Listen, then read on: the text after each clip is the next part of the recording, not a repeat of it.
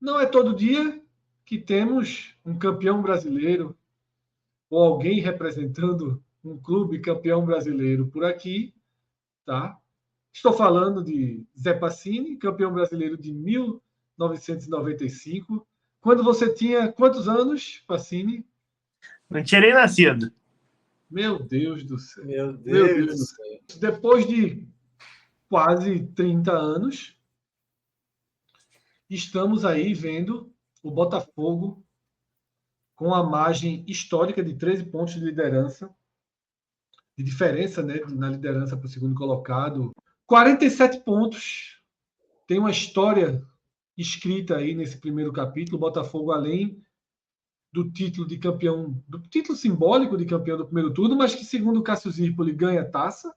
Então, já tem algo para o Botafogo colocar em suas poucas prateleiras. Já tem um novo item, já estou um novo item de luxo para ser colocado lá. Mas, Pedro, o que o Botafogo está fazendo é realmente história, né? Os pontos corridos nunca haviam presenciado, testemunhado uma arrancada e uma liderança tão contundente, né? É isso aí, Fred. Boa noite a todo mundo. Boa noite especial a Passini, campeão brasileiro 2023, porque não tem erro não, velho. É uma diferença, assim, absurda do Botafogo para o segundo colocado, que é o Palmeiras. E a gente está vendo aqui a classificação, mas eu vou já passar aqui para essa diferença entre posições e puxar aqui a diferença do primeiro para o segundo colocado, né? Que é a maior desse campeonato, obviamente. O Palmeiras, a diferença do líder nessa 19ª rodada é a maior que a gente tinha visto até então, em 2023. E aqui nesse gráfico do lado, a gente tem qual era a diferença do primeiro para o segundo colocado em cada 19ª rodada das edições anteriores dos pontos corridos com 20 clubes. E a diferença é abissal, assim, né? A gente tem em 2023 ali 14 pontos. A segunda maior diferença foi em 2017, 8 pontos. Então, é algo assim, é absurdo o que o Botafogo faz aqui, até aqui, em relação aos seus adversários. Vou até puxar aqui essa classificação de 2017 para ver como que ela estava ao final do turno. E depois como o campeonato acabou, né? A gente tinha um Corinthians, líder com 47 pontos, seguido do Grêmio com 39. E ao final do campeonato, o Corinthians confirmou o título com 72 e com uma diferença significativa de 9 pontos em relação ao Palmeiras, que acabou sendo segundo colocado, né? A gente está falando de 14 pontos. 14 pontos é uma diferença que, para que o Botafogo venha perder isso, é preciso ali 5 rodadas dando tudo errado. O Botafogo perdendo e o segundo colocado ganhando, seja ele quem for. Então, velho, para mim, seria algo assim absolutamente inimaginável ver o Botafogo perder esse título de campeão brasileiro 2023. Para mim, o campeonato já está encerrado em relação a essa briga pelo título aí. Pode entregar a taça para Passini e teremos aqui um representante do campeão brasileiro 2023. Acho muito difícil que essa história do campeonato brasileiro 2023 não termine de outra forma que não com o Botafogo campeão. Tiago Minhoca, sem brincadeira, falando sério, como o Pedro falou, inclusive, tá? Deixando claro, o Pedro não fez nenhuma ironia. Não, Não seríssimo, zombou, seríssimo, de verdade. ele falou absolutamente sério. Tiago Minhoca, podemos, de fato, entregar a taça ao Botafogo? A margem para uma reversão? Como é que você encara aí esses 47 pontos, essa distância de 13 pontos de diferença? Tá? Aliás, 14 pontos de diferença. Falei 13 pontos, mas são 14 pontos de diferença. Faltando 19 rodadas. É isso mesmo. Eu acho que tem alguma coisa errada aí, não? 14 Porque... pontos. Mas é porque o Palmeiras é o segundo nesse momento aí. Aí tem alguma coisa errada aí que tá... Vou ver a rodada. Agora. Não, pô. A rodada é a 19 mesmo. Tem alguma coisa que Oxi. tá contabilizando errado. será que não atualizou? Eu atualizei aqui agora, vou atualizar aqui de novo. Vamos falando aí É. que enquanto isso eu vou. Mas enfim, Que aqui já tá atualizado. o primeiro. Porque eram os 14, eram os 13 pontos que eu falei, né? Isso. É por isso que Quando eu eu já, olhei para a tela, eu já ia vi dizer que é isso um- mesmo que você tinha dito, né? É, A primeira tabela do Pedro é a que a gente até tinha visto. Ó, Palmeiras com 34. exatamente. Pronto, agora sim. Era só dar um refresh aqui. Não, deu algum Não, bug Essa aí, tela viu, aqui Pedro? Oi? Deu alguma coisa algum está bug aí, puxando aí o não tá? 2023 que tá pegando errado lá, porque o segundo é para estar com 34, né? É isso, aqui nessa tela tá certinho, né? Isso. Na É o lado outra da deu média por algum. posição. Alguma coisa está puxando errado. É. Mas É. Uhum. enquanto qualquer coisa tu vai Vai para os corrigindo aí, boxes, Pedro. vai para os boxes, vai para os Vai pro boxes. box aí para. Vai para os boxes. Enquanto o Power BI vai para os boxes, Thiago Minhoca, alguma chance do Botafogo ir para os boxes também? Ou é voo de Cássio, cruzeiro até o Cássio título? Cássio até lembrou aqui, né? Que na prática realmente acaba sendo 14, porque se igualar, o Botafogo ainda fica na frente. Eu fui um dos que, e Pacini lembra bem, né? Dizendo que eu até falei, ó, lembrem de mim na 10ª rodada, quando eu disse, o Botafogo, eu acho que vai brigar para esse título, né? Muitos desconfiavam ainda. E eu até, quando eu analisei aquilo na 10ª rodada, era muito baseado no que o Botafogo fez no segundo turno do ano passado, que quase garantiu vaga na Libertadores, fez uma boa janela do ano passado. Acho que o Botafogo e o Fortaleza foram as melhores equipes em termos de janela do ano passado, naquela segunda janela. E quando começou desse jeito, e eu comecei a ver o fator mando de campo pesar muito forte para o Botafogo, né, a maneira como o Botafogo joga em casa assim, chama muita atenção. Eu destaquei isso. O único ponto que foi da última vez que eu falei aqui, que eu ainda vou manter o que eu falei da última vez. Eu não vou cravar o Botafogo como campeão, porque já tivemos várias equipes num cenário de muita tranquilidade e que a coisa desandou. Então, por um momento, caso aconteça no campeonato, o Botafogo passar 3, 4 jogos sem ganhar, 2 derrotas seguidas, perder um confronto contra um Palmeiras, lembrando que o jogo vai ser no Rio de Janeiro, né? Já que o Botafogo ganhou lá em São Paulo do Palmeiras. Esse tipo de cenário que eu já vi com o São Paulo de 2020, naquela temporada que acabou em 2021, né? São Paulo tinha uma ótima vantagem ali para o Flamengo e acabou perdendo o título. O Palmeiras de 2009 também tinha uma ótima vantagem. O Flamengo teve um momento, eu até olhei aqui antes de eu falar, faltando 10 rodadas. 10 rodadas. Faltando 10 rodadas. Eu vou até repetir. Faltando 10 rodadas, o Flamengo estava a 12 pontos do líder do campeonato. E o Flamengo foi campeão. Acho até o campeão com a pontuação mais baixa, porque o Palmeiras parou de fazer ponto e o Flamengo foi buscar, né, fazendo uma boa pontuação na reta final. E teve outro caso, que foi um ano antes, de 2009, 2008, que o Grêmio também estava com uma tranquilidade absurda e o São Paulo conseguiu reverter, que foi até no tricampeonato do São Paulo dos pontos corridos, né? Então, assim, eu vejo uma ótima vantagem e um favoritismo do Botafogo. Mas hoje eu não cravo ainda esse Botafogo, porque o principal perseguidor está ali atrás. Possivelmente dividindo o foco com o Libertadores, mas o Botafogo também está dividindo até certo ponto, né? A Sul-Americana, mas eu acho que o Botafogo vai estar com a cabeça bem mais voltada para a Série A. Então, se é para poupar em algum momento, vai ser poupado, acho que na Sul-Americana. Então, nesse aspecto, eu vejo um grande favoritismo do Botafogo, mas taça eu ainda não coloco por conta desses contextos de campeonato e porque, eu costumo falar, tem coisas que só acontecem com o Botafogo e se isso acontecer, meu amigo, talvez vai ser a maior de todas. Aí eu quero saber se o homem vai aparecer aqui, se acontecer, mas o direito de fala dele é daqui a pouco. Arthur, entregamos as taças ou não? Boa noite, Fred. Boa noite, todo mundo aqui que está assistindo. Para mim, pode entregar, tá? Eu acho que a vantagem do Botafogo é muito sólida e mais do que apenas os números, eu não consigo ver um cenário em que o Botafogo vai sair dos trilhos, porque a gente já viu vários momentos nesse primeiro turno que indicavam que isso poderia acontecer e o Botafogo seguiu bem no campeonato.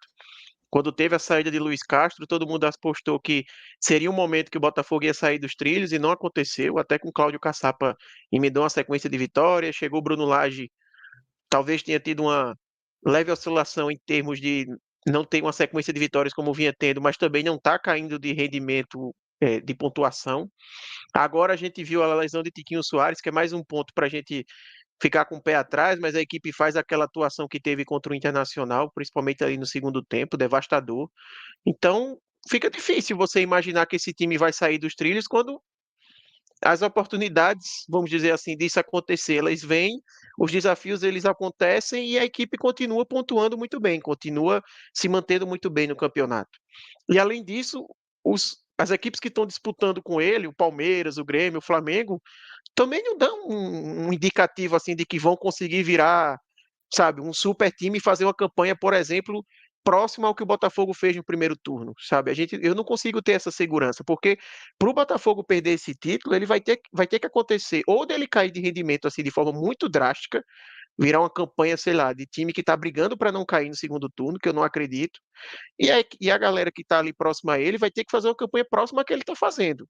Ou então um pouco menos de cada uma das coisas, né? Talvez ele não cair tanto, mas a equipe não precisaria fazer um rendimento tão alto, enfim. Então, eu acho muito complicado que isso aconteça.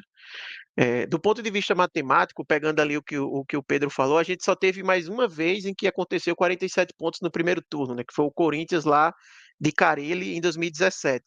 E a gente viu que a diferença do Corinthians naquele ano ela era menor para o segundo colocado. Eu acho que eram 8 ou 9 pontos, que no caso era o Grêmio.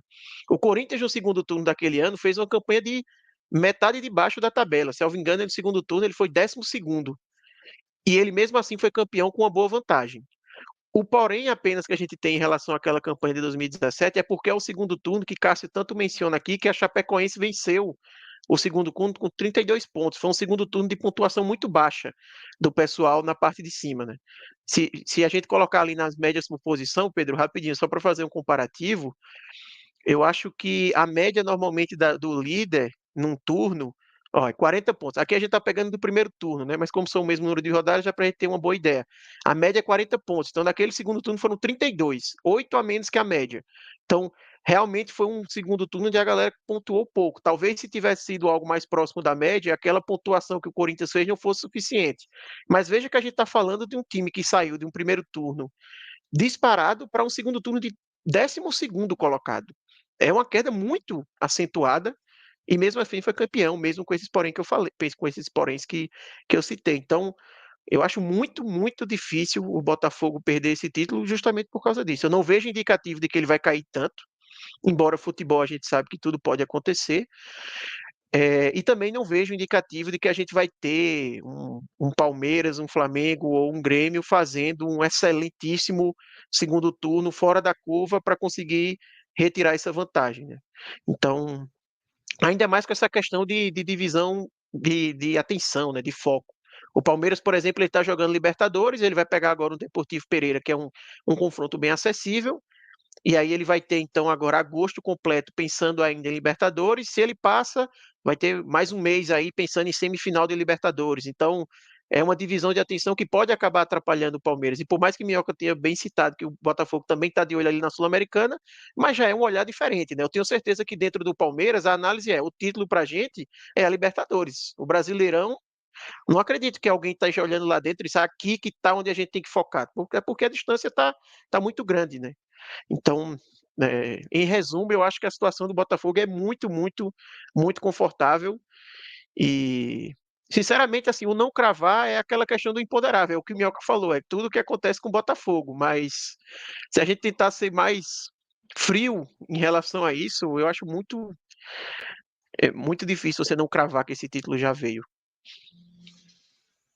Zé Pacini, lugar de fala agora. Tá? Vamos lá.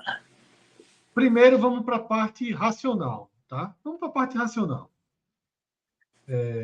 Lembrando que O próprio torcedor vai ser sempre o último a aceitar seu absoluto favoritismo. O torcedor do Botafogo, nesse momento, ele deve estar dividido entre o orgulho do que o time construiu até aqui, entre a explosão de felicidade por ser uma construção inesperada, ninguém apontava isso, mas também deve estar morrendo de medo de zicas, de tradições, de transformar uma super campanha na maior das decepções. Porque também já passou da fase daquele papo de se não for campeão, já foi sensacional, já passou dessa fase. Mas eu peço para que, se possível, você divida aí entre análise olhos e coração, tá? Vamos ver se a gente consegue a tua visão. Qual o tamanho da vantagem desse Botafogo, né? Muito perto do título, do terceiro título nacional, né? Bom, vamos lá. Acho que todo mundo aqui vai me entender, né? Cada um com seus times e com as suas perspectivas, né, no ano, que existe o papo interno ali naquele grupo de WhatsApp, dos amigos mais próximos, e existe o que a gente externaliza, né? No grupo, né, no meu grupo, né, fechado ali, né, galera, né, que vê o jogo junto, que tá sempre junto, é aquilo, é contagem regressiva para o título, não tem como perder esse campeonato, né? É esse o sentimento, é essa visão. É claro que a gente não externaliza isso tanto, né? Tem um pezinho mais no chão, sentimento de não, a campanha realmente é muito boa, não dá para perder, né? No sentido de se perder vai ser um vexame terrível. Que todo dia eu tava brincando, se o Botafogo entrega esse campeonato, eu sumo da internet aí por um ano, não tem condição. Mas a gente tem que pregar esse pé no chão, porque é natural, ainda não está conquistado, né? Mas, internamente, analisando de forma fria, a sensação que eu tenho é parecida com a de Pedro e do Arthur, é de que, assim, já foi, não tem lógica de não ser, de não terminar o ano como campeão. Seria algo realmente muito imponderável. E, assim, coisas imponderáveis já têm acontecido. A saída do Luiz Castro foi um primeiro ponto imponderável, né? Porra, a frase "tem coisas que só acontecem com o Botafogo" é muito verdade. Quando que o técnico do brasileiro recebe a ligação do Cristiano Ronaldo para sair do clube? É coisa assim, que é realmente de maluco. Foi um primeiro ponto. A chegada do Caçapa e depois a chegada do Lage. A lesão do Tiquinho agora. São todos pontos que poderiam, sim, causar algum abalo, né, no processo do Botafogo, e não tem causado. Então é difícil imaginar que algo cause esse abalo ainda. É um sentimento, assim, curioso, né? Porque o torcedor do Botafogo, ele não tá... O torcedor mais velho, ele tá, até de certa forma, acostumado a isso, mas como a gente brincou no começo do campeonato, né? Eu, por exemplo, nunca vi o Botafogo ganhar um título... Como você, por exemplo, viu a Copa do Brasil com o seu esporte aí? E acho que muito dessa discussão que tem aqui no 45 Minutos se dá justamente por essa diminuição nacional que a imagem do Botafogo teve, apesar de eu não concordar com muitos dos pontos que são trazidos, mas o fato de você ficar quase 30 anos sem ganhar um título nacional, realmente... Ou até sem faz... disputar, né, efetivamente, passando muito longe do eixo central ali da disputa, né? Pois é, você vai pegar alguns recortes, você pode pegar ali a Copa do Brasil de 2007, pode pegar a Libertadores de 2007, mas são... Mas recorte você pega, recorte a gente pega do Vitória, a gente pega do Goiás, do Curitiba, né? Pois Dos é, clubes ali. É algo pequeno e, assim, é algo que não tem nenhuma final, por exemplo. São todos os exemplos que você tem aqui semifinais, né? A final que você vai ter é de 99 contra o Curitiba, que mesmo assim fazem 24 anos. Então, de fato, é algo que faz... tem muito tempo. O torcedor do Botafogo chegou até a fazer um mosaico bacana nesse final de semana agora, né, do senhor de idade com a camisa com o número 68, né, remetendo ao primeiro título brasileiro, um rapaz de meia idade com a camisa 95, remetendo, né, a esse título de 95, e uma criança no colo, apontando para a estrela, né, no que seria esse terceiro título agora.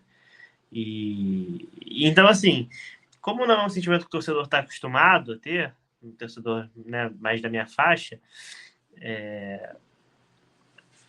você ainda fica numa sensação diferente, que é difícil descrever se é uma ansiedade com o medo de perder aquilo, se também tem a euforia, mas assim, analisando da forma mais fria possível, eu estou bem de acordo com a visão de Pedro e de Arthur, para não me estender muito aqui, mas apesar de querer muito ouvir Fred falar que o Botafogo é campeão, eu prefiro que ele fale que ainda vai brigar pelo G6, porque tá dando sorte, e a superstição também tem que ser mantida. Falaremos já já. Agora chegou uma pergunta aqui muito, muito legal, Passinho, de Tarcísio Xavier, tá? Ele diz o seguinte: uma pergunta honesta para Zé Passini. Se incomoda com esses comentários de que tem coisas que só acontecem com o Botafogo? Como a tua geração de torcedores enxerga e lida com isso? Cara, é curioso porque essas coisas nunca são boas, as coisas que acontecem no Botafogo. São sempre coisas dramáticas, coisas trágicas, coisas que, porra, a pessoa olha de fora e fica até com certa pena às vezes. Mas acabou virando um fato também. Muitas dessas coisas aconteceram por incompetência, isso é importante sempre frisar. Essa parte folclórica muitas vezes aconteceu por incompetência de gestores amadoras, de dirigentes, e aí a galera, porra, que está acompanhando, todo mundo vai ter exemplos aí no seu time, né?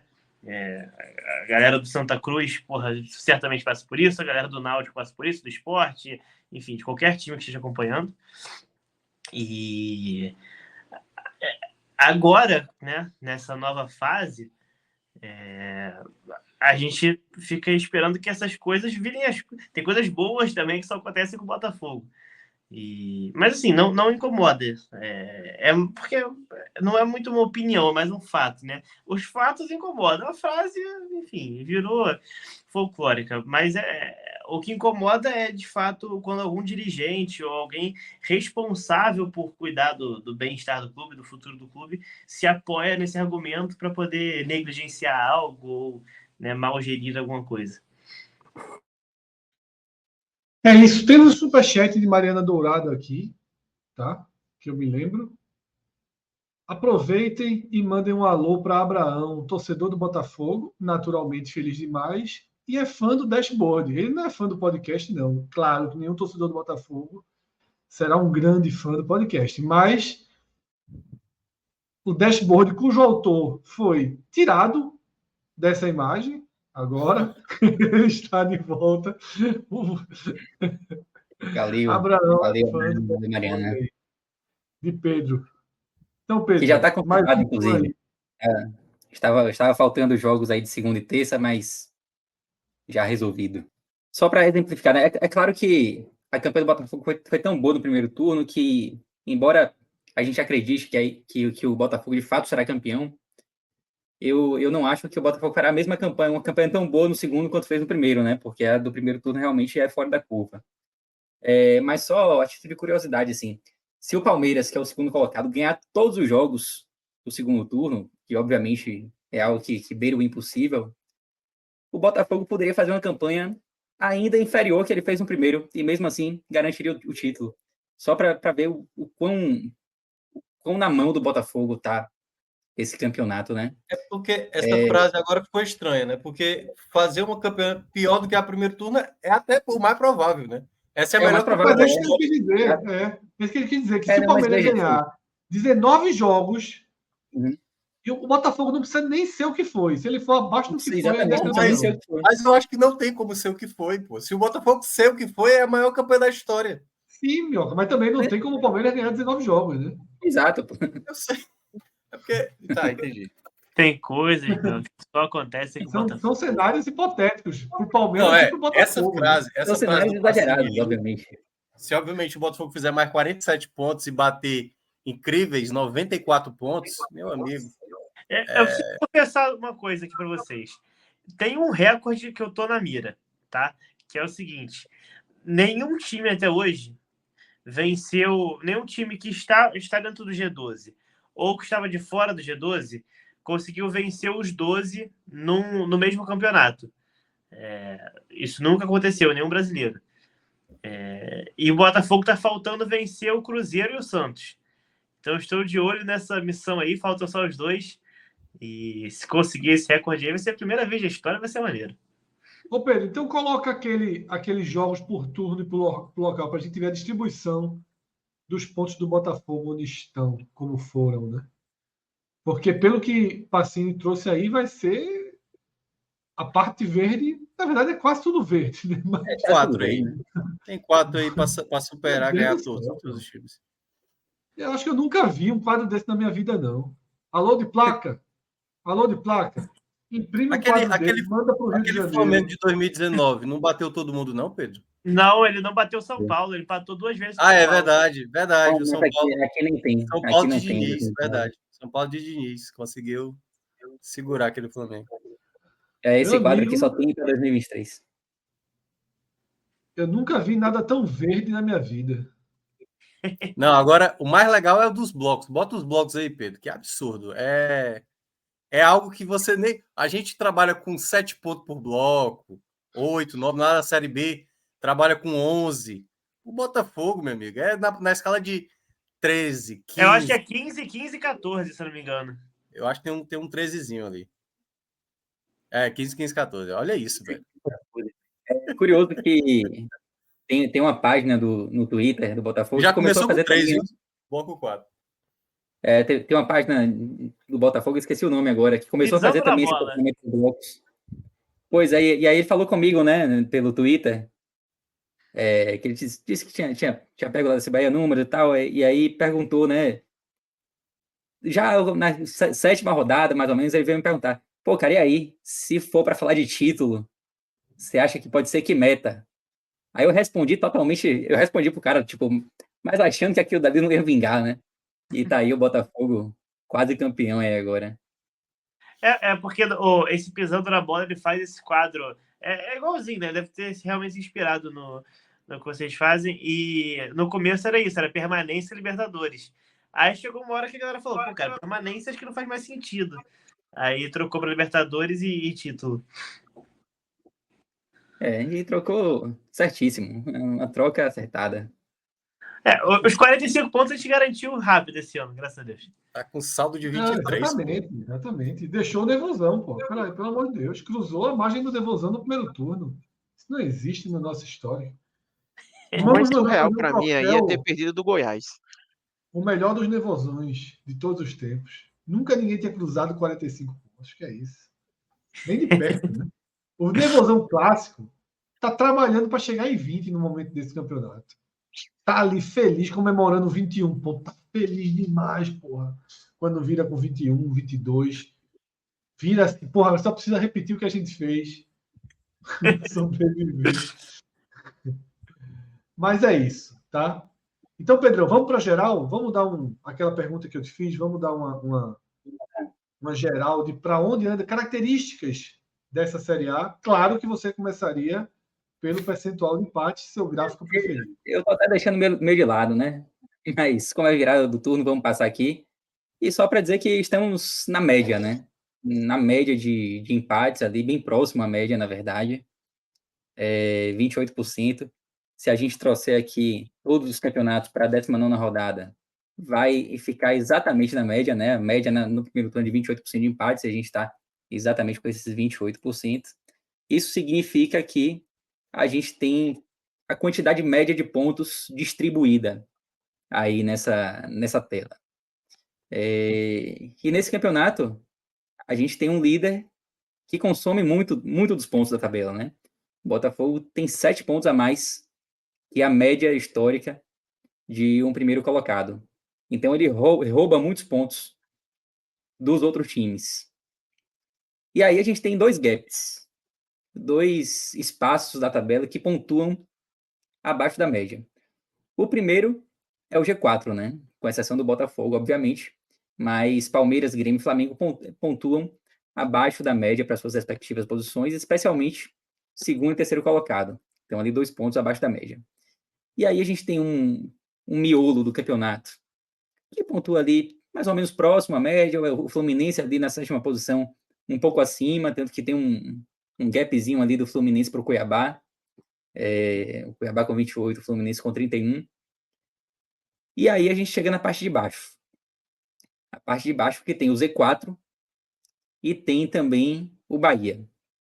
E no programa de domingo a gente até falava, né, que era meio que um Z5. São 5 equipes ali nesse momento que pontuam abaixo da média.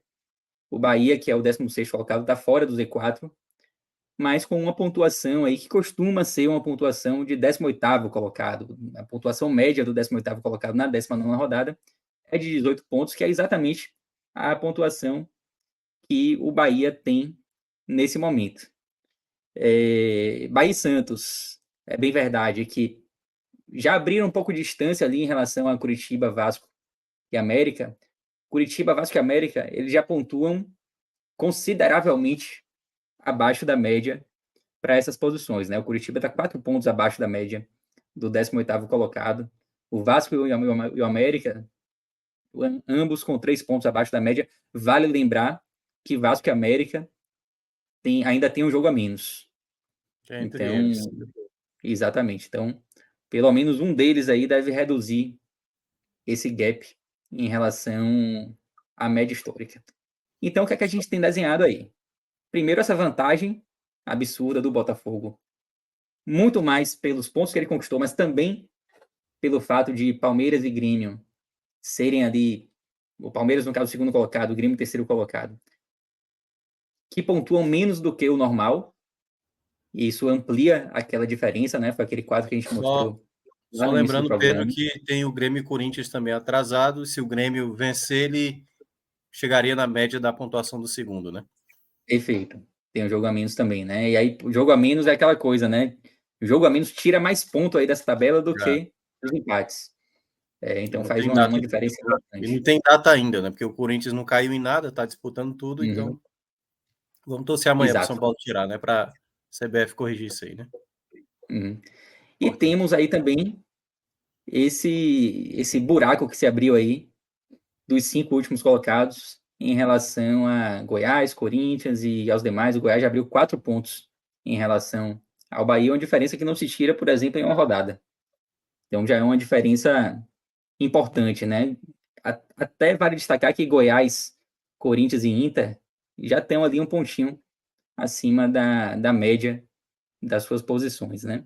Então, é um grupo aí de 5 times que vai se firmando com aqueles 5 que brigam para não cair. O Goiás acho que ainda está nesse bloco também. Eu acho que esse retrato do Goiás muito à frente é um retrato muito de momento.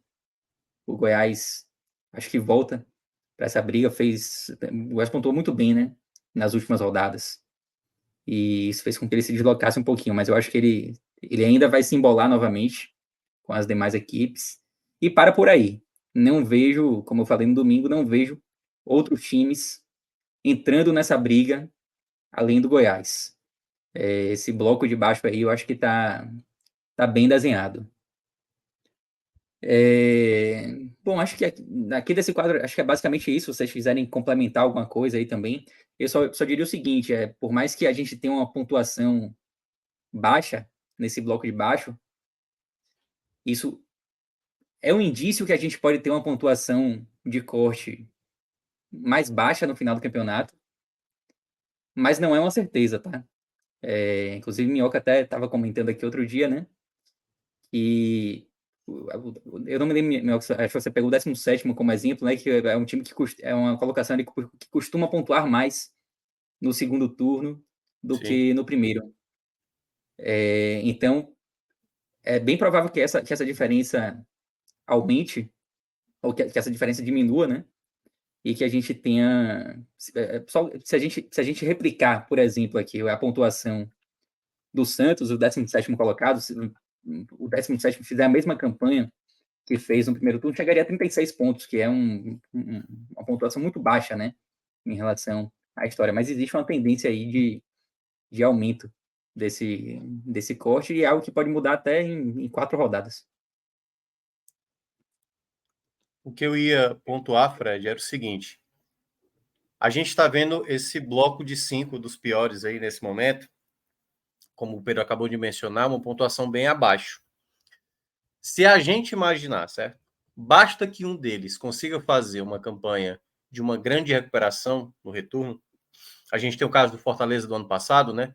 Que foi o único caso, e aí é um ponto que a gente já bota o asterisco gigante em cima do América Mineiro, né? foi o único lanterna que escapou, né? O Fortaleza do ano passado. Mas por mais que não precise fazer os tais 40 pontos que o Fortaleza fez em 2022, se imaginar que uma equipe dessa vai fazer uma campanha de um sétimo ali, né, por volta de 30 pontos, 29, por exemplo, e consiga elevar essa pontuação, hoje, eu tô pegando um desses 5 aí de baixo, e eu vou tirar até o América Mineiro, certo? Vou pegar ali um Santos, um Bahia, quem sabe um Curitiba, se conseguir chegar ali batendo na casa dos 30. A gente já tem um 16º colocado com 20, o 15º com 22, que basicamente, se for replicar a campanha, já dá por volta de 44. Aí você pode fazer a projeção. O Goiás vai conseguir fazer os mesmos 22 pontos no retorno? Pode ser que faça um pouco menos, né? Faça 20, 19 e tal, e aí já fica 41. Então pode ser que essa pontuação eleve a depender dessas 5 equipes que estão embaixo. Se vai ser uma equipe, se vai ser 2 equipes, e por esse motivo, e eu vejo algumas equipes com certo potencial, até porque sempre acontece, todo campeonato acontece daquilo que você menos imagina, algo acaba saindo fora da caixa, né? Por isso que eu citei o Fortaleza do ano passado. Então, pode acontecer, e eu acho que se eu fosse hoje apostar fichas, é que vai ter uma elevação nessa pontuação. Agora, eu não sei se é suficiente a ponto de garantir uma permanência assim garantida com 40 pontos, ou no caso vai precisar 42 e tal, porque alguém de baixo, eu acho que pode acabar tendo uma reação. Não sei se tão grande assim, mas eu acho que vai ter uma possível reação de alguém de baixo. Geralmente acontece. E até analisando já os times em si, né, Minhoca? A gente tem o Bahia que se reforçou, ganhou aqui do América, fez uma boa partida contra o Atlético. O próprio Vasco se reforçou também. Então, analisando o momento das equipes em si, dá para a gente acreditar que algumas possam ali aumentar o ritmo de pontuação. Na própria Curitiba, algumas rodadas atrás, a gente falava da reação do Curitiba que acabou dando uma freada, né? Perdeu os 3 últimos jogos. O Goiás agora, uma sequência positiva. O América é um time que a gente sempre fala que ninguém esperava, né, que o América estivesse tão enterrado na zona de rebaixamento como está agora. Então, olhando para os momentos das equipes, assim, eu acho que é bem possível, sim, que a gente tenha, de fato, uma elevação dessa pontuação. Vamos lá, tá? Inevitavelmente o assunto já foi direcionado, o foco já foi direcionado para a parte de baixo. Minhoca e Pedro já abriram desenhos de projeção sobre a linha de salvamento, tá? O ponto de corte para a queda, para a sobrevivência. Mas nesse desenho, se a gente tem um líder absoluto e com uma vantagem histórica, a gente também tem hoje um lanterna que, se não tem uma desvantagem literalmente histórica, né, não é a maior desvantagem de um lanterna ao final do primeiro turno, basta olhar o quadro e ver que a gente tem outros exemplos, situações mais irreversíveis. O quadro é muito brutal quando a gente olha que, com exceção de 2022, todos os lanternas caíram, né? Todos os lanternas caíram. E o América é um dos piores lanternas. Tá? Esse Fortaleza, que sobreviveu e é a única exceção desse quadro, já estava em rota de recuperação. Eu sempre cravo isso, foi muito importante no raio-x da Série B. Não, peraí. É só para corrigir. Na verdade, ele vai ter no começo do retorno, Fred. O último Ele jogo ainda não tinha nenhuma sinalização de o último reação. jogo do Fortaleza, do turno do ano passado, foi exatamente o Santos em casa, em que ele empata 0-0, e talvez tenha sido o jogo onde o torcedor mais, praticamente, assim, não vai dar. O começo do retorno dele, que tem as 5 vitórias, que é Cuiabá, É, Inter, Ceará, Corinthians e São Paulo. a aceleração toda vem depois. A Já partir da 20ª rodada.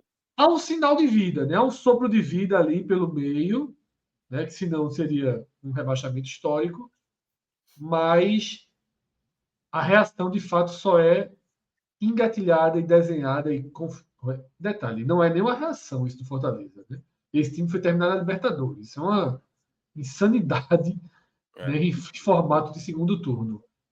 Ele Mas ultrapassa a linha Para não vermelha. perder, Ele Fala, ultrapassa a linha vermelha na 13ª rodada, né? isso. só Fala, para não Arthur. perder o fio da meada, Fred, mas assim, mesmo sem o Fortaleza já ter uma grande reação no final do turno, mas já é uma situação muito diferente do América, que o América na Série A a gente pode até ver aí, eu acho que ele está 10 rodadas sem vencer. Então, assim, Era isso que eu ia não pedir, é que, não exatamente. é que ele não tem um crescimento, ele está em queda livre, na verdade, no campeonato, né? Então, Perfeito. é muito Exatamente. complicado. Eu chamei de reação do Fortaleza, mas eu acho que Minhoca está certo. Não era uma reação. Fortaleza sobreviveu. Do meio para frente, ele começou a criar um instinto de sobrevivência ali. Ele começou a pontuar, a jogar minimamente o campeonato. A reação só veio depois. O América parece ter deixado de jogar o campeonato. E é um time que tinha uma perspectiva. Quantas vezes a gente falou do Bahia e eu dizia o seguinte: algo que me preocupa no Bahia é porque eu vejo o América com o potencial de sair dessa zona de rebaixamento e pontuar mais do que Goiás, mais do que Curitiba. E isso ficou para trás, está ficando para trás. Mais até do que o próprio Cuiabá na época, né? Exatamente, mais do que o próprio Cuiabá, bem lembrado, Pacini. A mesma pergunta que eu fiz para o Botafogo, eu faço para o América. Tá? Pedro Pereira, a sentença do América está escrita, assinada, carimbada, protocolada, e o América disputa a segunda divisão ano que vem? Não acho que esteja tão carimbado assim ainda não. Claro que é uma recuperação muito difícil. A pontuação do América, de fato, é muito baixo. O América, acho que o grande problema do América foi ter dividido muitas atenções com a Copa do Brasil até outro dia e Sul-Americana, que ainda tá, né? E a impressão é que meio que largou mesmo pelos últimos resultados. Mas a gente falou, né? Tem um grupo de 5 times ali pontuando muito pouco. O Bahia, que está fora da zona de rebaixamento, time que pontua pouco. Então, eu não consigo ainda cravar nenhum rebaixado, não. Vou deixar só o Botafogo carimbado no momento. A América, para mim, ainda tem uma chance, especialmente se começar a jogar o futebol que a gente esperava, né? Que o América jogasse. O América, para mim, é um time que tem menos pontos do que o que a gente pensava lá no início, como vocês já falaram. E eu não me surpreenderia de ver o América começando a pontuar em determinado momento da competição. É o caso do Goiás, por exemplo. Goiás, vou até puxar o Goiás aqui. O Goiás está fazendo uma campanha de recuperação. Até outro dia estava coladinho ali com o América, né? Com 11 pontos. Então, eu não descartaria a possibilidade disso acontecer também com o América. Sumou 10 pontos aí, né? Nos últimos 4, né? Ou 11 Isso. nos últimos 5. E teve jogos, assim, eu diria que até acessíveis, né? Ganhou do Cruzeiro fora de casa, bem verdade. Mas pegou Fortaleza em casa, ganhou de 1-0 e não fez mais do que um gol em nenhum desses jogos, né? Ganhou todos por 1-0. Ganhou do próprio América, um confronto direto, importantíssimo para o Goiás, fora de casa. Tem uma relação, Pedro, e aí até para colaborar com o que você acabou de falar, o Goiás ele está vencendo jogos assim, minimamente, né? E o tal Fortaleza que a gente citou do ano passado, ele teve que mudar a sua postura, né? Teve que jogar de maneira mais reativa. Esse América Mineiro, nessa temporada, é uma defesa muito vazada. Muito vazada. Até a classificação sobre o Bragantino, né, que eles tiveram, foi um jogo, era gol à torta e à direito, né, na partida. O Bragantino lá fazia um gol, eles fizeram outro, depois foi 3-3 a partida. Então, uma equipe que toma gol de maneira incessante, agora até voltou o Cavicchioli, né, para o gol. eu acho, e aí já respondendo a minha parte, Fred, eu acho que eu acho que o América não vai ter condições, não. Eu acho muito difícil. Pela Mais que maneira de 2 jogar. gols. Não, teve um Não. momento que estava sendo a pior defesa da história, assim, com tantas rodadas. Acho que era com 14 rodadas, 15 rodadas. É uma defesa muito vulnerável, assim. E eu acho que para sair da zona de rebaixamento, você tem que ter um sistema mais sólido, assim, uma defesa mais regular, sabe? E ainda não é fácil. Nesse momento, só tá à frente do América de Natal, em 2007. E é um gol só. Eu Com um jogo a cravaria menos, o né? América também. Se nesse jogo com o Vasco ele leva 2-0, por exemplo, já seria pior que o América de Natal. É. Vai, Passinho. Arthur, Tá. não, Ah, não. Pacini já disse que. Já Pacini já travou, disse. né? Pacini carimbou. A gente tem 2 carimbos aqui. E Pedro, não sei se por razões as mesmas que levam Pacini a não querer carimbar o título do Botafogo, Pedro disse que o América está vivo, vem aí, Não, mas vem ele forte. abraçou, ele abraçou Pedro e Arthur, Pacini. Não, sim. Arthur, o América, você que entende desse posicionamento, dessa posição, já viveu na Ó, pele situações. eu já ia dizer que Em todas as aqui eu vou divisões falar você com conhece esse propriedade. cenário. Em todas as É, divisões você conhece esse cenário na pele. aqui eu vou falar com propriedade, né? Para mim, o América já foi, tá? Eu entendo o que Pedro fala, porque assim, quando a gente faz qualquer tipo de análise como essa aqui, ou quando o pessoal vai lá no simulador, por exemplo, ver o que é que vai acontecer daqui para o final do campeonato, quando tem tantas rodadas faltando, eu acho que um erro que a gente está sempre susceptível a acontecer é você supervalorizar o momento atual, né? Porque você vai fazer um simulador hoje, uma análise hoje, você vai considerar o momento do time hoje. E aí a gente sabe que se, por exemplo, o América pega agora o Fluminense fora de casa e vence o jogo, é outro cenário, é outra motivação, tudo pode mudar. Mas o América está fechando o primeiro turno com 10 pontos. Né? Ele ainda tem um jogo a menos com o Vasco. Talvez esse seja o ponto que me deixaria com uma pulguinha mais atrás da orelha antes de cravar, mas eu cravo de toda forma, porque, cara, fechar um turno com 10 pontos, se a gente considerar que aqui a gente vai ter um ponto de corte ali mais baixo, 40, 41 pontos, eu tenho que imaginar que o América vai fazer 30 pontos no segundo turno, sabe? 30 pontos é campanha de time que vai para a Libertadores, assim. Então, eu não consigo imaginar o América fazendo isso. Eu também acho que o América tem time para fazer bem mais do que 10 pontos. Mas eu não acho que o América tem time para fazer 30 pontos num turno, sabe? Com a defesa, como bem falou Minhoca, como o Pedro bem mostrou aqui, uma defesa que leva muitos, muitos gols. Então, assim, para você conseguir pontuar bem com a defesa que é uma peneira desse jeito, você tem que ter um ataque, assim, absurdo, sabe? Então, eu acho muito difícil a situação do América. Eu acho até que o América já está naquele caso de que, assim, vai pegar o Fortaleza, eu já pensaria até em poupar jogador contra o Fluminense, sabe? E pensar na Sul-Americana, porque assim, para mim caiu, sabe?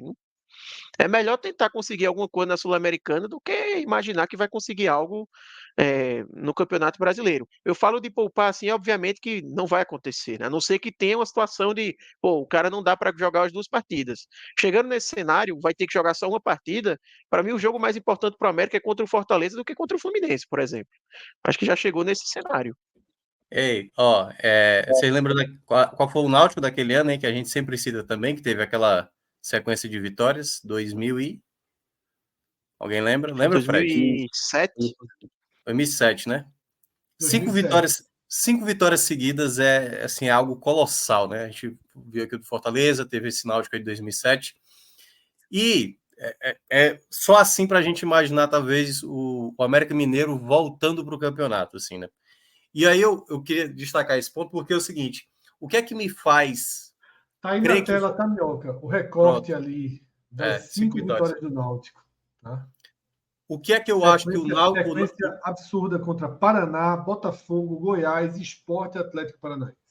O Náutico de 2007 e o Fortaleza do ano passado tinha uma coisa que o América Mineiro não tem, assim, que eu acho que pesa muitas vezes, assim, o fator reação acontecendo, que é a outra parte dessa reação funcionar. Torcida, velho. o campo do América Mineiro, Independência, não é um caldeirão a ponto de, tipo, vencer um jogo fora de casa, um jogo difícil, não sei o quê, vai para o jogo em casa e vai ter aquela atmosfera, sabe, que o Náutico teve esse ano, que o Fortaleza teve ano passado. Esse contexto eu não consigo ver para o América. Eu acho que isso pesa mais, pesa contra o América ainda, né? No ter esse fator mobilização. É uma torcida que até aparece, mas não é uma das principais torcidas do Brasil a ponto do cara chegar lá no Independência e tipo, pô, aqui é jogo duro, como se for, vai pro estádio do Grêmio, o estádio do Inter, no Beira-Rio, estádio do Corinthians e tal. Então, assim, o América eu acho que não tem esse fator ameaçador, sabe? Que é tipo, opa, o Cuiabá, por exemplo, o Cuiabá e o próprio América também do ano passado e do ano retrasado, o América, vocês lembram, né? Em 2021, o América Mineiro, pega em 2021, o Pedro, do América, porque ele tem uma recuperação no finalzinho aliás, no começo do retorno, né? No final do primeiro turno, que até quando ele vence o Ceará, ele teve uma boa sequência também. Mas ele não estava tão lá atrás. Ele estava ali, acho que era 17º, 18º, se eu não me engano, no final do primeiro turno. E aí depois ele consegue, mas é muito mais naquela, tipo, ninguém está olhando esse América Mineiro, sabe? Ninguém está observando esse América Mineiro. E eu acho que dessa vez não. Acho que dessa vez não vai ter esse fator. Eu não vou ver o América. Eu acho que todo mundo vai olhar para o América e vai querer ganhar ponto em cima. Ele ficou 13 complementando o que jogos você aí com falou, uma derrota. complementando rapidinho isso que você falou, esse ano o América pegou o Santa Cruz na Copa do Brasil, né? E eu fui pro jogo no Independência. E assim, teve momentos que a torcida do Santa Cruz, em Belo Horizonte, era quem cantava muito mais alto no estádio. Realmente, assim, o estádio do América é campo neutro. Assim, sinceramente, não tem realmente esse caldeirão, essa força da torcida. E obviamente que você vencer 5 partidas seguidas muda todo o cenário, porque, pô, eu falei aqui do América precisar mais ou menos de 30 pontos, pelo menos, no segundo turno. Se você tem 5 vitórias seguidas, já vai 15, né? Já vai metade. Mas é algo muito difícil de acontecer. Tanto é que a gente lembra de cabeça, assim, os casos que acontecem, né? O Náutico de 2007, o Fortaleza do ano passado. Não é algo rotineiro, né? Uma equipe que está lá embaixo conseguir engatar 5 vitórias. Então, é muito, muito difícil a situação do América. Para mim, já foi. A gente só Só uma coisa, precisa lembrar. Rapidinho, Fred. Só um ponto. Eu concordo muito com a análise de Arthur, desses 30 pontos, e que de fato é muito difícil ver o América fazendo uma campanha de 30 pontos. Perfeito. Eu só acho que a esperança do América, e é por isso que eu não cravo ele ainda como rebaixado, a esperança do América reside numa possibilidade que é real hoje de uma pontuação mais baixa, né? De até, sei lá, 38, seria uma pontuação extremamente baixa. Mas que pode acontecer, não é um desenho impossível de ocorrer hoje. Tem que fazer 2 pontos menos do que os 30, que o. Não, só que aí você tem que lembrar que o América tem um jogo ainda bem acessível do primeiro turno, que é contra o Vasco em casa. É um jogo que o América pode ganhar 3 foi mais pontos. acessível. Já foi Eu sei, mais, né? mas Tá ficando mais difícil. eu também acho, mas o Mas América, a esperança mas do aí- América reside em ganhar esses 3 pontos, correto? Porque, A gente Pedro, está pensando assim, aqui numa quando a gente for entrar no Bahia, possibilidade do América ficar. quando a gente for entrar no Bahia, a gente vai falar assim, onde é que o Bahia vai ter que ganhar os pontos dele? Até a gente até olhou naquele bloco, né, que a gente falou, finalzinho ali do bloco, o Santos, o Vasco, o próprio América e tal. E as equipes que estão acima? Aí você pode olhar, pô, tem o Cuiabá, tem ali, sabe, um jogo contra o Goiás, que você pode se aproveitar. Não tem tanto time para esse pessoal fazer 28 pontos, é muito ponto, pô. Assim, 28 para o Bahia hoje é fácil? De maneira nenhuma. E eu acho que para o América Mineiro é muito difícil imaginar 28 pontos. Eu consigo até imaginar ali uns 24, 26 e tal. 28 eu acho muito ponto. Muito ponto. Mas Então ele vai ter que Não, mais. e 28 tendo que torcer para ser muito baixa a linha de corte, né? Não é assim, 28 tô garantido, ainda tem essa. Exatamente. Ainda Exato. tem que combinar com essa linha Eu de acho corte. que a única possibilidade do América ficar, e é por isso que eu não cravo, a única possibilidade do América ficar é justamente com a pontuação de corte muito baixa. E que não é impossível de acontecer esse ano. Eu acho que o América tinha que ter vencido esse jogo com o Goiás para estar vivo. Assim, era um jogo para ele se manter vivo. Ele vinha de uma classificação heróica assim na Sul-Americana, sabe? Tipo, caiu o técnico, aí você muda o comando, embora o Bustos ainda não tenha estreado no jogo lá contra o Bragantino, você consegue uma classificação com gol no final, vai para os pênaltis, passa, aí todo mundo naquela, pô, agora vai mudar o cenário. Você pega o Goiás em casa, um adversário direto, um jogo totalmente acessível, e aí você perde, sabe? Eu acho que ali foi o último balde de água fria na campanha do América, sabe? Eu entendo o ponto do jogo a menos que ele tem, porque realmente, se ele vence o Vasco, por exemplo, ele ficaria com os mesmos 13 pontos do Vasco. Eu acho que há 5 pontos de sair da zona, né? É uma pontuação que não seria tão ruim. Mas, ao mesmo tempo, qual a segurança que a gente tem de que o América vai vencer esse Vasco, O sabe? Eu problema acho é que hoje que esse tá muito jogo, esse difícil. jogo faz uma falta enorme para o América na hora em que ele poderia ter sido disputado. Eu acho que esse jogo ele Exatamente. está mais como um trunfo para o Vasco nesse momento que para o América. Exato. Porque Foi o ruim pro América, América porque esse jogo assim, ter ido para frente, né? foi muito ruim. A ordem dos fatores é muito importante por pontos que já foram falados aqui. Se o América tem 13 pontos, mas também vem de 10 rodadas sem vencer, também tem uma quarta de final de Sul-Americana, a gente teria a mesma visão. Esses 13 pontos do Vasco, por exemplo, são 13 pontos com um dedinho de evolução. São 13 pontos com um sinal de esperança. Aí, Os Fred. 10 do América não são. Tá? Fala, Minhoca. Não, se o América Mineiro vencer, né? Pedro fez aí, ó. 13 É, pontos, né? 13 ou menos. Aí tem o Vasco todo de mundo ganha. 2015, que fez 41. Talvez esse seria, né, a base onde a equipe do América poderia se escorar, né? Que aí, Ô, Pedro, nesse caso, ele fez 30, ele teria que fazer 31 pontos. Aí tá indicando 28, mas é porque o jogo do América contra o Vasco ainda não aconteceu. Ele teria que fazer 31 pontos dos 57 que ele vai disputar. Aliás, dos 60 que ele vai disputar, né? Ou seja, fazer mais da metade. Pedro, vamos colocar 16 aí, que aí já começamos a tratar o Vasco. Porque se o Vasco vence o América, se o Vasco vence o América, se esses pontos vão para o Vasco, há um horizonte aberto, né? Esse Aí a gente já Fortaleza é muito fora da curva, né? tem um Fortaleza Olha fora da isso. curva que o Fortaleza a gente tem que eliminar aqui, né? Porque é muito fora da curva, de fato. Mas tem uns aí equipes com 46, 45, o Fluminense 2009. O Fluminense aparece duas vezes, né? Tanto 2008 quanto 2009. O Atlético Mineiro de 2011 também chegou a 45. E aí tem a galera dos 41, Sport e Vasco. Esse Vasco que a gente acabou de tratar aqui. Esse Vasco de 2015, ele teve uma reta final bem forte, assim, sabe? Até deu uma impressão de que ia conseguir escapar. Aí ele tem uma derrota ali com o Fluminense, eu acho que umas 5 rodadas antes do fim ali, que dá uma cambaleada e não consegue escapar. Foi o Vasco da chegada do Nenê, né? Isso, exatamente. Era um time baseado em Nenê e tinha muito gol de falta com o Rodrigo, salvo engano, era uma muito perigosa, enfim. Ele somou 11 pontos nas 5 rodadas finais. Foram 3 vitórias e 2 empates. Ele empatou faltando 3 rodadas e empatou na última rodada. Isso. Só para fechar o América aqui rapidinho, a gente falou que o América toma muito gol. E se a gente pegar aqui o filtro por gols sofridos, quem sofreu de 39 para cima caiu. Então, se o América permanecer, ainda vai quebrar esse recorde, porque o América hoje tem 41, né? E a gente não tem nenhum exemplo de 39 para cima, nenhum exemplo de permanência. Tem com 38. Com 38 já aparece aí o Atlético Mineiro, que não caiu com 45 pontos, não foi uma pontuação assim espetacular. Então, o time que sofre muito gol normalmente cai.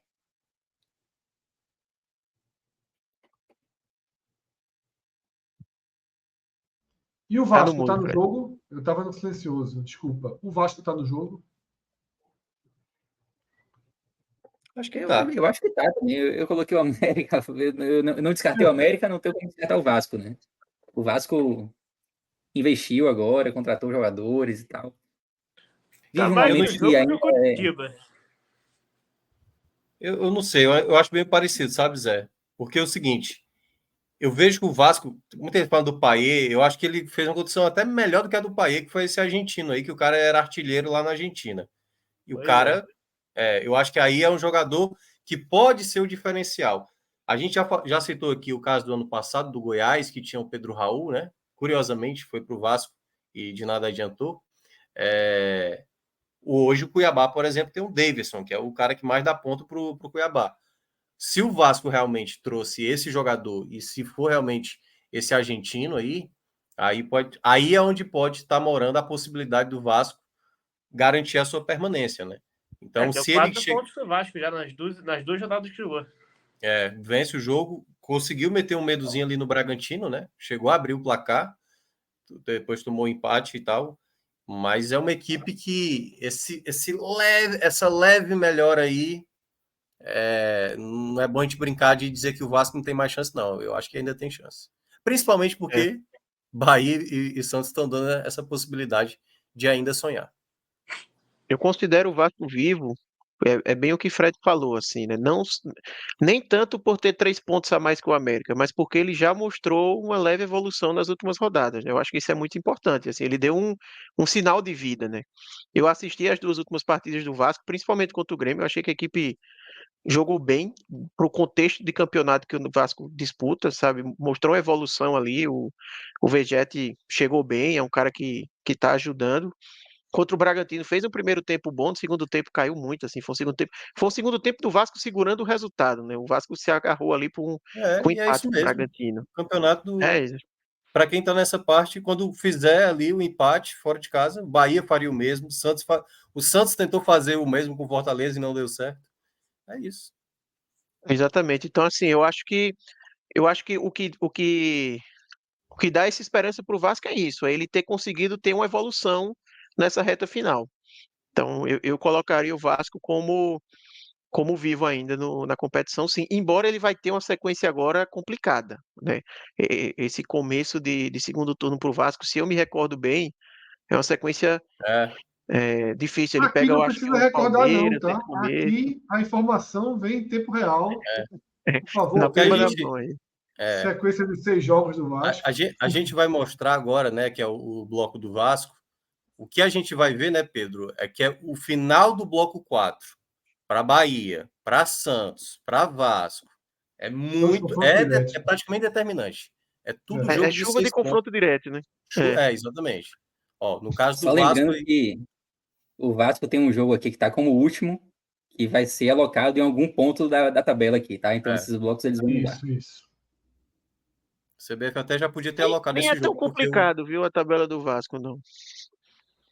Tem o Palmeiras ali, que é um jogo chato, mas talvez seja um jogo no meio de Libertadores.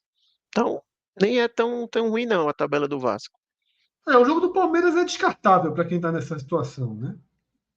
É Não, aquele ele jogo ainda que pode você ter o descarta. bônus de pegar um Palmeiras B, sei lá, o Palmeiras focando na Isso. Libertadores, é capaz de ser no meio da Libertadores, isso aí.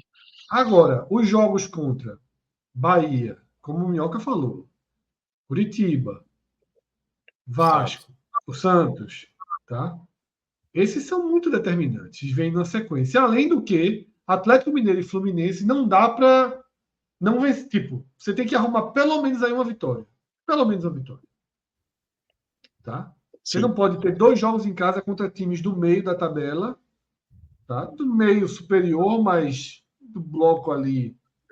Times que não estão longe do seu melhor rendimento da temporada, longe do seu melhor potencial. Fluminense divididíssimo com a Libertadores, tá? Ainda mais agora com o que aconteceu com o Flamengo, tá? Que dá aumenta a chance do próprio Fluminense. Fred, há uma grande chance desse América e Vasco, que está atrasado, entrar nesse bloco 4 aí, entendeu? Há uma grande chance. Né? Há uma E aí grande chance. sairia o Santos. Então, aumenta mais um confronto direto aí para o Vasco. Esse Na bloco verdade, 4 é determinante.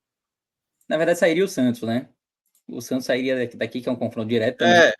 Mas, Mas forma uma sequência, seja como for. de toda Independente dos forma, blocos, vai forma uma estar numa sequência. sequência ali de 7 jogos, tendo possivelmente ali 4 confrontos diretos, né?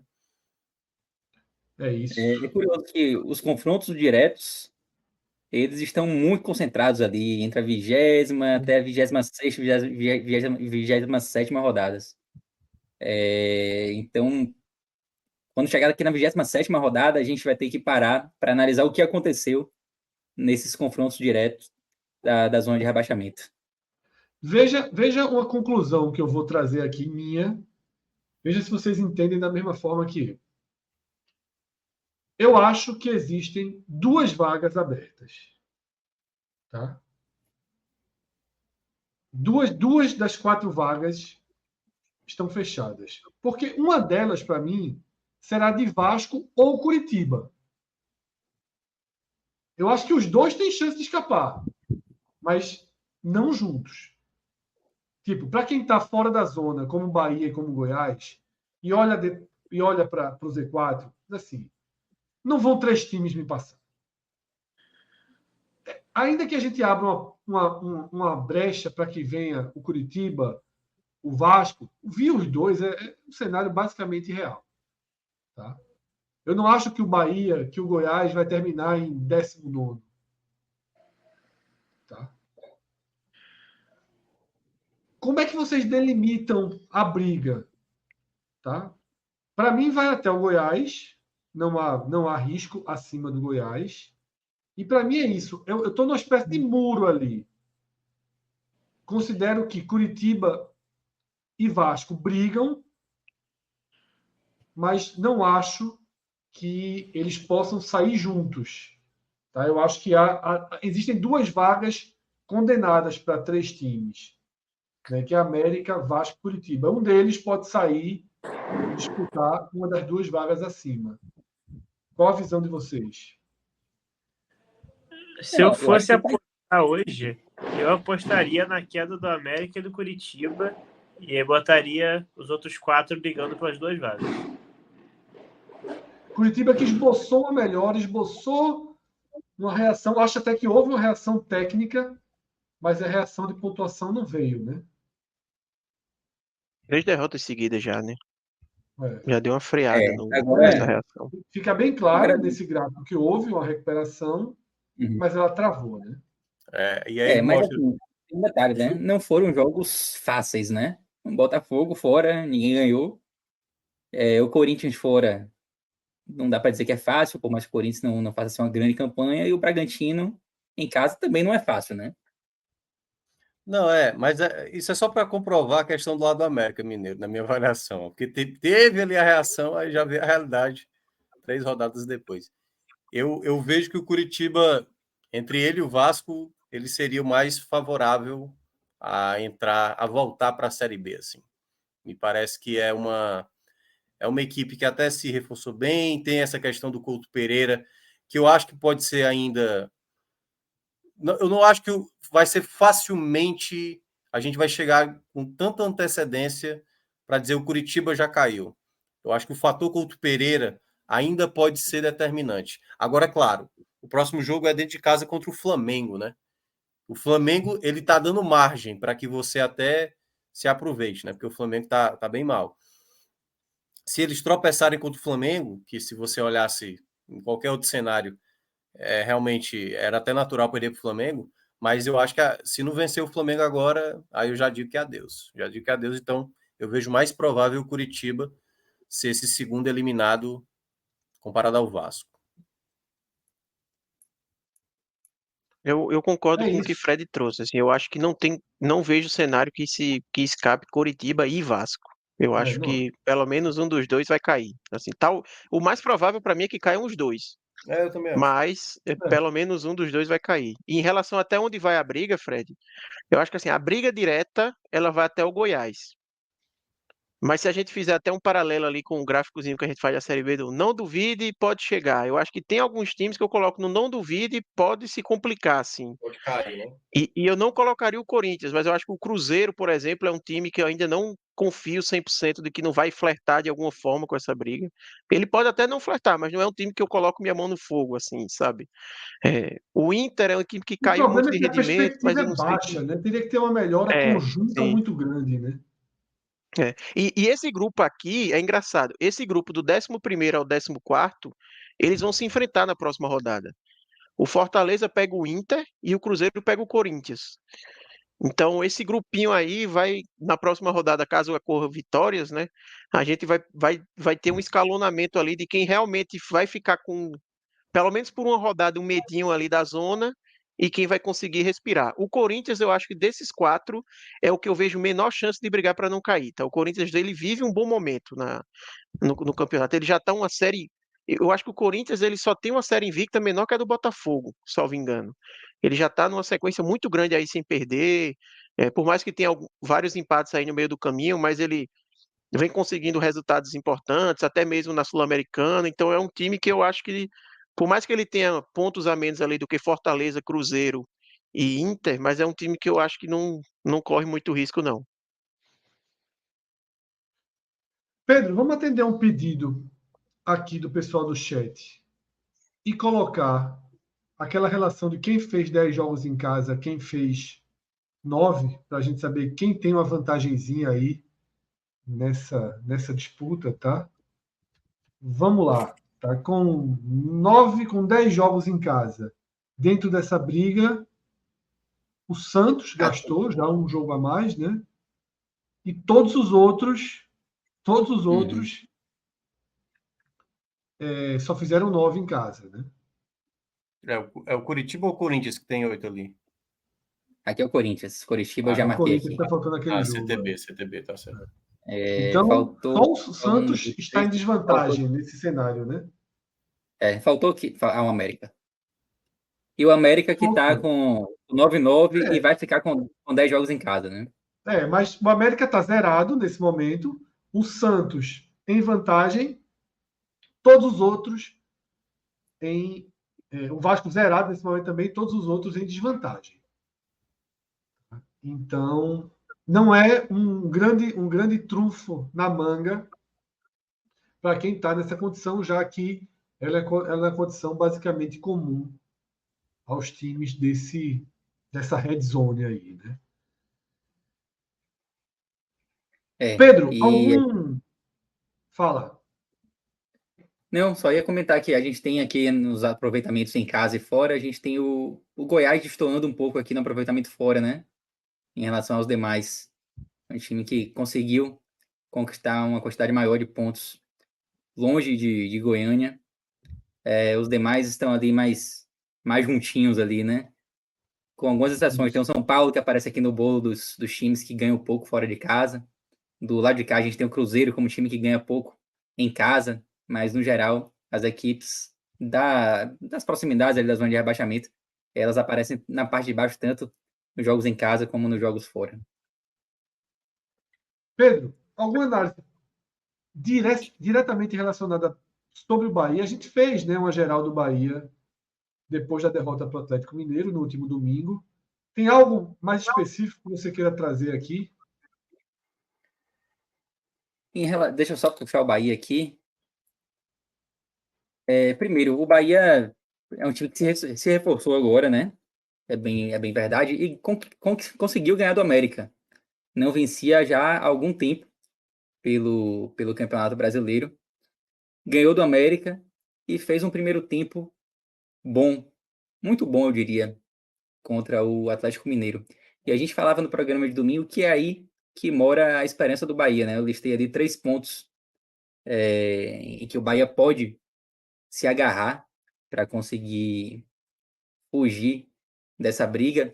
E um deles era justamente a questão dos reforços. Assim como o Vasco se reforçou, o Bahia também se reforçou, para Curitiba também. E a gente já conseguiu ver alguma evolução nos dois últimos jogos, embora o Bahia ainda não tenha conseguido traduzir essa evolução em resultados positivos. E aí eu falo especificamente do jogo contra o Atlético Mineiro, né? E assim como a gente viu no bloco do Vasco, a gente tem um bloco do Bahia recheado de confrontos diretos. O Bahia da 22ª rodada até a 26ª, o Bahia enfrenta Vasco, Curitiba, Santos e Goiás. Daqueles times ali do bolo, só o América que não tá nessa sequência, né? Então, eu acho que a vida do Bahia começa a se definir aí nesse bloco 5, no iníciozinho ali do bloco 5, né? Depois de enfrentar o Goiás. E depois o Bahia ainda mantém uma sequência ali contra times que estão um pouco acima, mas são jogos em casa, aqui em Salvador, contra Inter e Fortaleza. Eu acho que até esse bloco 5 a gente pode definir se o Bahia conseguiu sair da briga, se descolar um pouquinho, que seja, ou se vai ser sufoco até o final do campeonato, né? Até essa 28ª rodada, a gente vai ter algumas definições importantes em relação a essa zona de rebaixamento. O grande porém do bloco 5 é porque vai ser 4 jogos fora, né? E eu nem coloco assim o bloco 5 como um todo. Eu acho que a gente pode fazer um corte ali na 28ª rodada, sabe? Ali a gente tem um momento importante para parar e analisar a tabela. Inclusive, você até me lembrou uma coisa, Minhoca. É porque eu tô meio sem tempo de fazer outras visualizações assim para esse dashboard. Mas eu tô querendo construir um parecido com esse de blocos, só que tomando como referência a posição dos times na tabela. Falar os times que estão na zona de rebaixamento, você precisa fazer X pontos para conseguir fugir da zona de rebaixamento.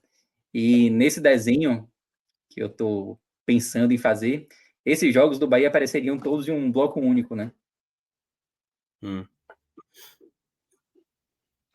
Que nesse caso do Bahia aí, não sei se vocês concordam, mas eu vejo uma importância grande desse jogo contra o Bragantino para o Bahia chegar sem tanta pressão para essa sequência decisiva para ele no campeonato, né? O Bahia joga agora com o Bragantino em casa, depois ele pega o Botafogo fora, que é um jogo de descarte para todo mundo que está nessa parte da tabela, né?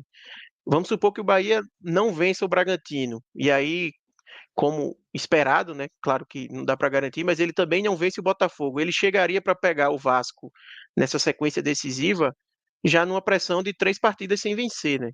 E aí a gente sabe como no futebol a ordem dos fatores ela acaba afetando muito. Então pode ser que seja um jogo contra o Vasco, por exemplo, com o Bahia dentro da zona, com a pressão muito grande e atrapalhe o desenrolar da partida. E é uma sequência muito importante para o Bahia, porque o Pedro falou ali até o Goiás, mas ele bem lembrou depois, tem o Inter, tem o Fortaleza e tem o Cruzeiro. Então, assim, de todo mundo que está próximo na tabela ali do Bahia, porque essas equipes vão até a 11ª colocação, o Bahia vai pegar basicamente todo mundo agora, nessa sequência aí. Só vai ficar faltando o Corinthians e o América.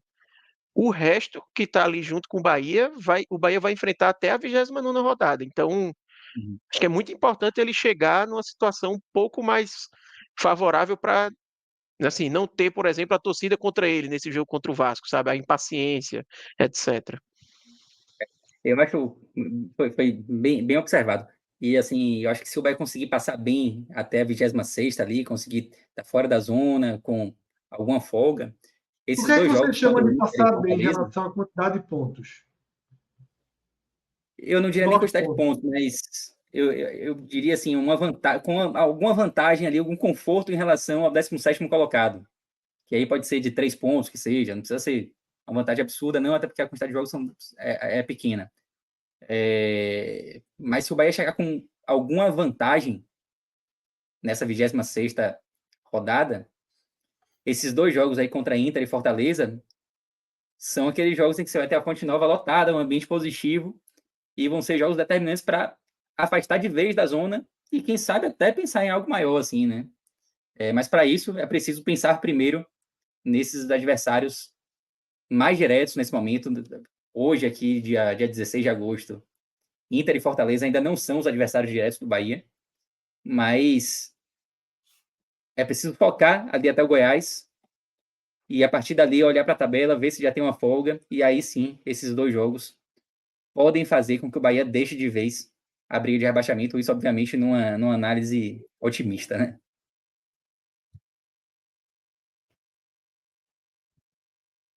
Tá no mudo, Não Fred. muda, Fred. Minhoca, na posição que o Fortaleza está, na divisão de interesse e objetivos que o Fortaleza tem nesse momento, é até difícil, né? Você mergulhar e procurar referências nesse raio-x, né? Qual seria o referencial? Pensar em repetir uma vaga na Libertadores seria o referencial do Fortaleza. Seria isso para a gente olhar, para trabalhar? Pedro, coloca ali na classificação geral, por favor, para a gente ter essa retomada aí a partir da visão do Fortaleza. Eu acho que nesse momento o Libertadores ficou assim, pode ser, tem todo o retorno aí pela frente, 19 jogos e tal, Mas como eu acho que vai ter um foco ali para Sul-Americana, né? O primeiro nordestino a tentar chegar numa semifinal de Sul-Americana, é um bom adversário para chegar nessa semifinal, que no caso é o América Mineiro. Tem um ponto que eu estou destacando também, a gente fala dessas equipes que estão com competições paralelas, América Mineiro, Palmeiras, Fortaleza, Botafogo e tudo mais, mas é bom lembrar que esse ano as Copas estão terminando mais cedo. A Copa do Brasil vai terminar agora em setembro, a final, e vai ser duas equipes, né? A final a semifinal da Sul-Americana e da Libertadores também acho que vai ser agora em setembro. Então, assim, vai ficar muitas rodadas ainda para ser disputada. Eu acho que eu cheguei a falar isso aqui da última, foi da penúltima vez. Todo mundo focado com essa competição, né? Com a Série A.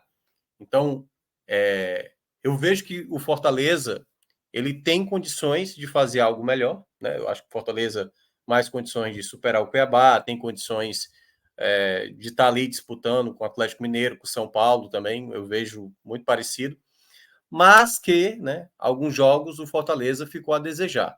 E eu ainda ressalto o ponto que eu destaquei lá no primeiro, que eu citei lá quando a gente foi fazer o primeiro audioguia. Eu vejo Fortaleza meio de tabela, nono, pode ser que brigue por Libertadores, mas vai depender muito de quem serão as equipes que será campeã, né? Porque hoje, se eu fosse citar Fortaleza, a melhor condição, rapidinho, Zé, seria garantir a vaga via Sul-Americana. Acho que hoje o caminho mais curto, aí de fato né?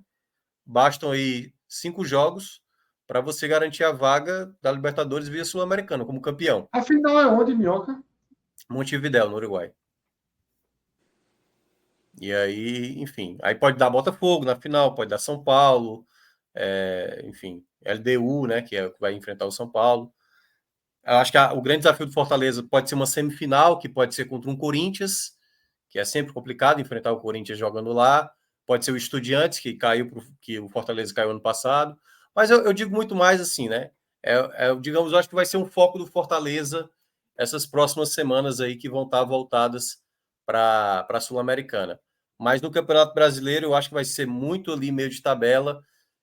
Seria algo surreal imaginar um nordestino 3 anos seguidos pegar uma Libertadores. Eu acho que 2 anos já foi algo grandioso e um terceiro ano, mesmo o Fortaleza, mais qualificado, com um técnico, assim, talvez o melhor da história, né, da história do Fortaleza. Eu ainda vejo uma meta muito difícil, porque tem muito clube ali, ó. O Atlético Paranaense só está focado agora com a Série A. A equipe do Fluminense, né, que está dividindo a atenção com a Libertadores, pode ser que seja uma possibilidade. Bragantino só está focado com a Série A. Flamengo, né, tem a final da Copa do Brasil, mas também volta a ter um foco. Flamengo, assim, você não pode achar que o Flamengo vai cair tanto de rendimento.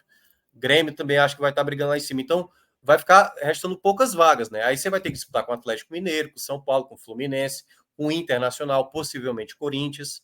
Então, é muita gente pesada para o Fortaleza ter que disputar. Então, eu vejo hoje um cenário mais Sobretudo com realista. foco dividido, né?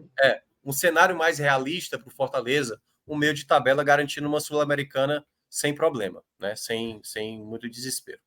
A questão é que o meio de tabela pode dar Libertadores também, né? A gente tem uma chance considerável de ter um G9 aí, né? Com o campeão da Copa do Brasil, da Libertadores e da Sul-Americana estando ali dentro do que seria o G6 ou G8. E isso aumentaria bastante. Né? O único, porém, é o Corinthians hoje, né? Se o Corinthians é campeão, o Corinthians pode ser que ele melhore, né? Mas é porque por isso que eu estou dizendo, essas Copas vão estar sendo decididas bem antes. E aí esse campeão já pode estar meio que, já estou garantido na Libertadores do próximo ano, pode ser que dê uma largada, entendeu? Só faça ali a pontuação para garantir mesmo ali a permanência, o Corinthians. Sul-Americano, eu acho que só é garantido mesmo de abrir vagas se for o Botafogo, né? Porque o restante é São Paulo, Corinthians ou Fortaleza, nada garante que eles vão ficar na primeira página, assim, né? Que eles vão estar, ou então que E vão o ficar em América oitavo, Mineiro, né? sétimo. América Mineiro. O América muito menos. Indo para a Libertadores na Série B, né? Como o Palmeiras foi. Deixa eu até para fechar essa primeira parte do programa. Saindo 2 dedinhos do brasileiro, mas não é uma saída indireta, não é uma saída direta, é uma saída indireta. Porque o Fortaleza mira a Sul-Americana. O Botafogo, no papel, hoje, por futebol jogado, seria o maior obstáculo para o Fortaleza, pensando em um título sul-americana. Mas, claramente, o Botafogo foca no título brasileiro. Porém, Pacini, com 13 pontos de vantagem, eu acho que não seria muito lógico poupar time para uma quarta de final, ou eventualmente depois para uma semifinal sul-americana. O que é que a palavra sul-americana tem significado nesse momento aí? O Botafogo tem tirado o pé da Sul-Americana, isso é bem nítido. Prova disso é que, se eu não me engano, o Botafogo tem mais empate do que vitória na Sul-Americana até agora. Mas das quartas para frente, como diz Cássio, o título já fica ao olhar, né? Fica próximo, mas assim, o Botafogo fez algumas contratações agora no final da janela, até visando aumentar o seu elenco. O Diego Costa, por exemplo, é um bom exemplo disso, um atacante que deve ser mais utilizado na Sul-Americana. O zagueiro Bastos, que está vindo da Angola agora, o Matheus Ponte, lateral uruguaio, jogadores que devem ser utilizados na Sula. E o que o Botafogo passa hoje para o torcedor vamos 100% focados no brasileiro, e na Sula vamos levando, vamos com o que der. O primeiro jogo contra o Guarani deixou isso muito claro. O Botafogo entrou contra o Guarani empurrando com a barriga, tomou um gol, viu que ia se complicar, e aí no segundo tempo botou força máxima, tirou os reservas, botou ali os titulares e virou o jogo. E aí pôde entrar com o time reserva de novo no Paraguai. Eu acredito que o Botafogo vai manter essa estratégia nas quartas. Eu acredito que o Botafogo vai passar. Oi? É parecido com a do Corinthians, né, Zé? O Corinthians também tá botando garotos na Sul e tá dando certo, né? Tá Sim, passando. sim. Vai ter um adversário bem mais duro agora também, né? Oi? Vai ter um adversário bem mais duro agora na Sul-Americana do que o Guarani. Sim, sim. Vai ter o Defensa e Justiça. Mas eu acredito que o Botafogo vai repetir a estratégia. Vai com o time reserva na primeira partida, ou se não reserva, um time misto, né, poupando alguns principais jogadores. O próprio PR deve ser poupado, o Gatito ter agarrado na Sul-Americana. Acredito, por exemplo, em poupar uma peça da zaga, poupar o Tiquinho, poupar. O Tiquinho vai estar machucado, né? Mas poupar algum ponta e. Enfim. Oi. O FT Miranda, né, que é lá do Glória e Tradição, até lembrou, né, que o jogo contra o Flamengo na Série A vai estar ali entre os jogos contra o Defensa, né? Então, certamente, o foco vai ser o Flamengo, né? Sem dúvida. Principalmente no primeiro jogo, né? No jogo da ida. Porque aí depois do jogo contra o Flamengo, você, né, já vai ter jogado contra o Flamengo, e aí a volta, se não tiver feito um placar, né, que te garanta, né, na ida, você na volta tenta forçar um pouquinho. Mas no primeiro jogo, eu imagino o Botafogo um time bem misto mesmo. É isso, tá?